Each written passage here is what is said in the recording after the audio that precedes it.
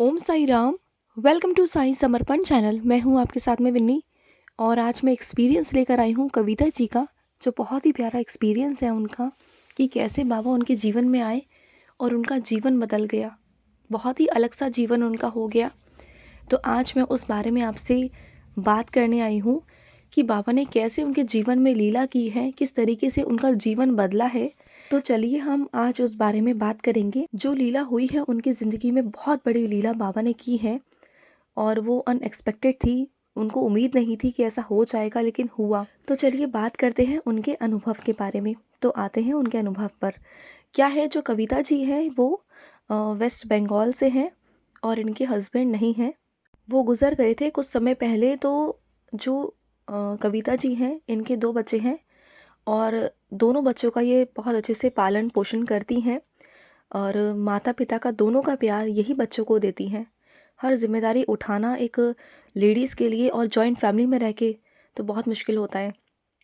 तो वैसे तो फैमिली का सपोर्ट ज़ीरो है इनके लिए, लेकिन ये जैसे तैसे अपनी ज़िंदगी को बाबा के भरोसे काटती हैं, बाबा के भरोसे जीती हैं। और बाबा है ना, जिसका सारथी बाबा हो, जिसका सहायक बाबा हो, उसे कैसा डर है। तो ऐसा ही इनके जीवन में ऐसा कुछ हुआ, एक लीला हुई बहुत बड़ी। जो इनकी बेटी है, उनका नाम ज्योति है और उसके कान में ना कुछ प्रॉब्लम थी। शुरू से, बचपन से कुछ प्रॉब्लम थी। उसे एक कान से थोड़ा सा कम सुनाई देता था। तो क्या हुआ, वो बहुत परेशान थी। अब बच्ची है तो बड़े होकर कैसे क्या करना है क्या नहीं करना, डर तो होता है ना कि भाई शादी कैसे होगी, कौन लड़का पसंद करेगा नहीं करेगा। बहुत सारी चीज़ें दिमाग में चल रही थी। और ज्योति जी ने जो है वो 9th पास की थी। क्योंकि फैमिली इशू बहुत थे तो वो अपने घर में ही रहकर बच्चों को ट्यूशन्स वगैरह पढ़ाती हैं। तो क्या हुआ कि जो कविता जी हैं वो अपनी बच्ची को लेकर बहुत टेंशन करती थी कि शादी कैसे होगी, कहाँ होगी, इसके पापा नहीं हैं।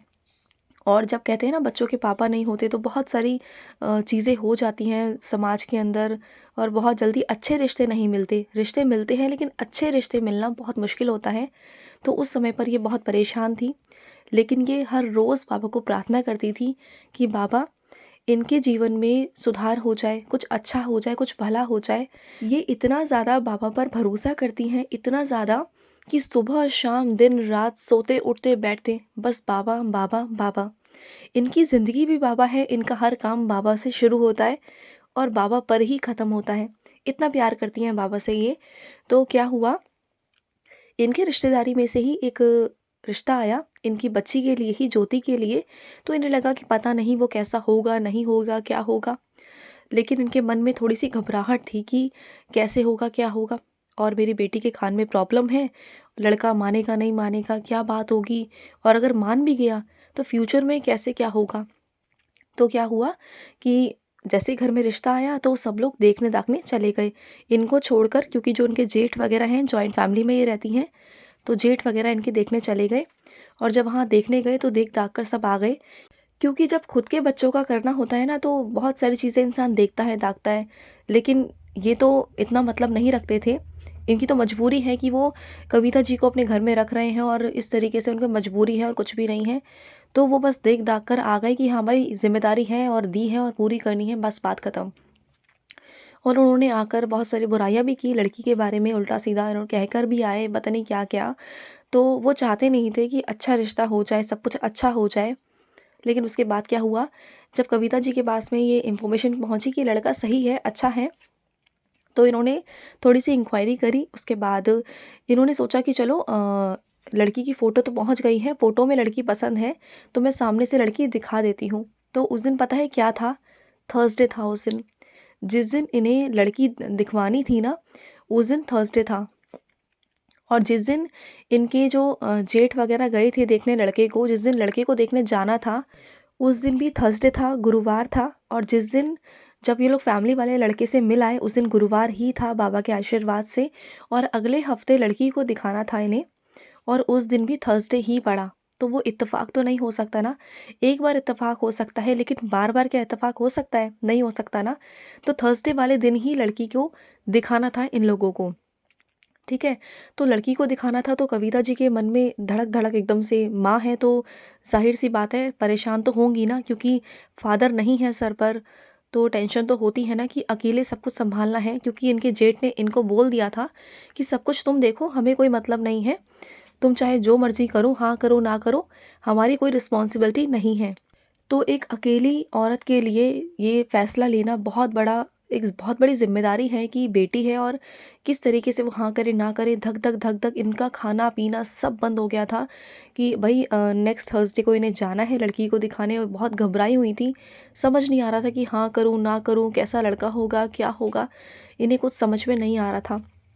तो फिर जब ये लड़की को दिखाने जाना था तो ये लड़की के लिए 2 ड्रेस खरीद के लेकर आई, क्योंकि वैसे ये कविता जी बताती हैं कि कविता जी और उनकी बेटी जो है वो सेम सेम कपड़े पहन लेती हैं।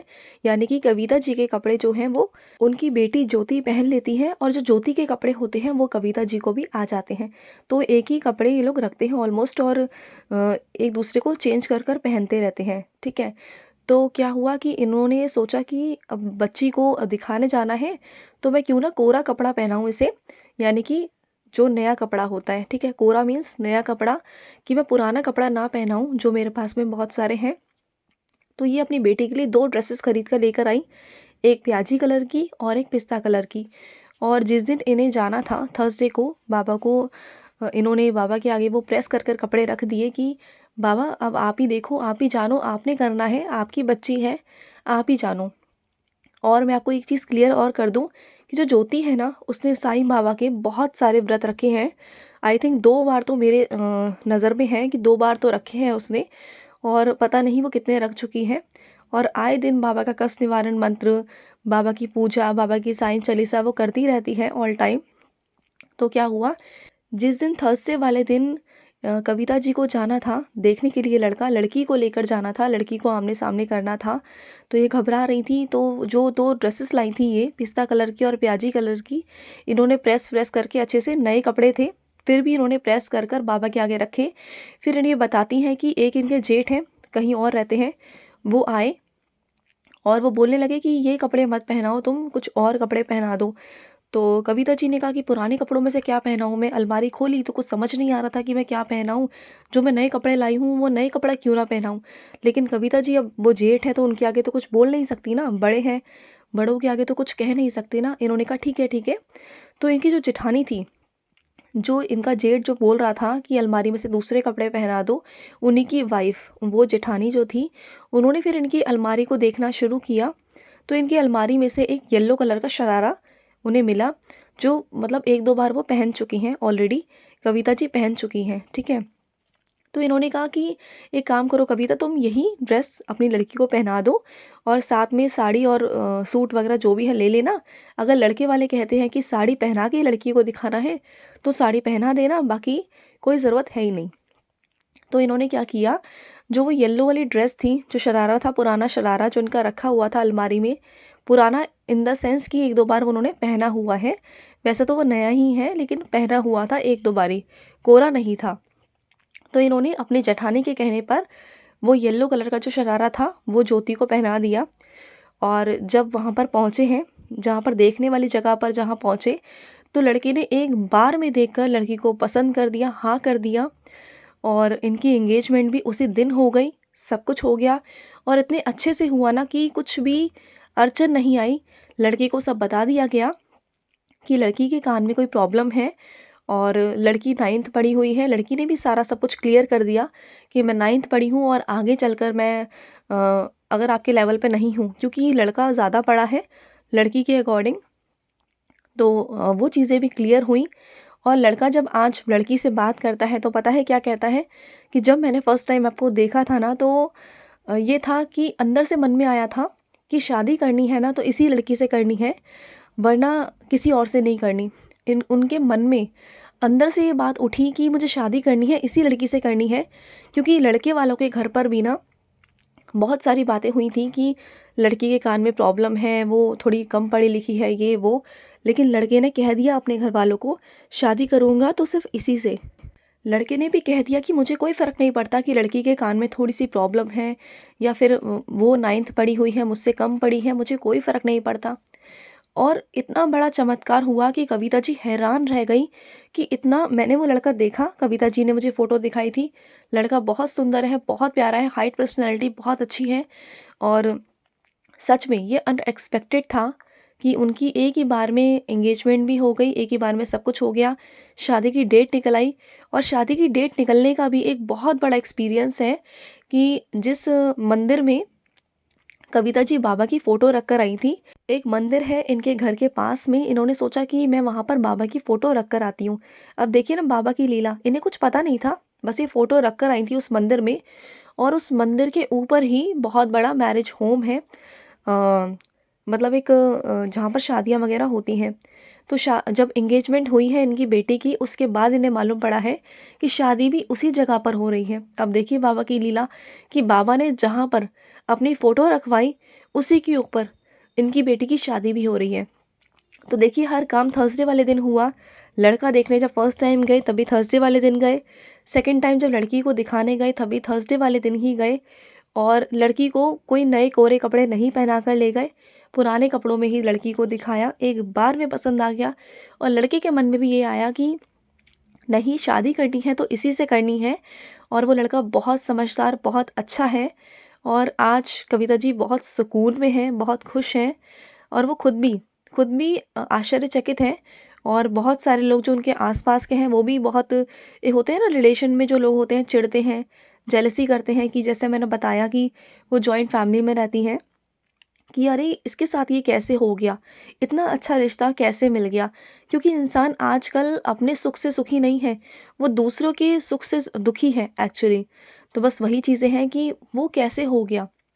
ये इतना बड़ा चमत्कार इनके जीवन में कैसे हुआ ना, वो खुद भी समझ नहीं पा रहे थे। तो ये सब कुछ बाबा की लीला है और कविता जी का जो भरोसा है बाबा के ऊपर, विश्वास है वो है क्योंकि बाबा तो बाबा हैं। हम कहते हैं ना कि हमारी इच्छा पूरी नहीं हो रही या हमारा ये पूरा नहीं हो रहा, तो कमी बाबा के देने में नहीं है, कमी हमारे अंदर है, हमारे विश्वास में है। अगर हमारे विश्वास में कहीं न कहीं कमी आ रही है ना, तो चीज़ें पूरी नहीं हो रही होती। तो हमारा विश्वास अटूट होना चाहिए। कविता जी का जो विश्वास है बाबा के ऊपर, मैं बता नहीं सकती आपको, इतना ज़्यादा है ना कि अगर वो सुबह उठ के एक कदम भी रखती है ना, अपने घर में एक कदम भी फूँकती है ना, तो वो भी बाबा के नाम से। क्योंकि उनके घर पर बाबा और कृष्ण जी दोनों रखे हुए हैं और वो दोनों की सेवा बहुत सेवा भाव से करती है। उनकी बेटी बहुत सेवा भाव से करती है, बहुत प्यार से लल्ला को, ठाकुर जी को और अपने साईं की वो सेवा करती हैं, बहुत सेवा भाव से, बहुत प्रेम से और उन्हें ये फल भी मिला कि कविता जी सोचती थी कि कैसे क्या होगा जीवन का आगे, कैसे क्या बच्ची का होगा, नहीं होगा, कैसे होगा, कोई सर पर नहीं है। लेकिन देखिए हो गया, बाबा थे तो हो गया ना। मैं सभी उन साईं डिवोटी से कहना चाहूँगी जो भी परेशान है ना, जिनको भी रास्ता नहीं मिल रहा है ना, बस बाबा के चरणों को पकड़ लो, सारे रास्ते अपने आप निकल जाएंगे। हाँ वक्त लगेगा लेकिन हो जाएगा। बस बाबा पर भरोसा रखिए, सब होगा, सबकी ज़िंदगी में सुधार आएगा, सब कुछ अच्छा ही होगा। ठीक है? तो चलिए मैं लूँगी समाप्ति, लेकिन अगर आपके भी कोई अनुभव है ना, तो ज़रूर हमारे साथ शेयर करें। स्क्रीन पे चल रहे नंबर पर आप हमें व्हाट्सएप या कॉल करके अपना एक्सपीरियंस शेयर कर सकते हैं। तो चलिए मिलते हैं नेक्स्ट वीडियो में, तब तक के लिए ओम साई राम, जय साई राम।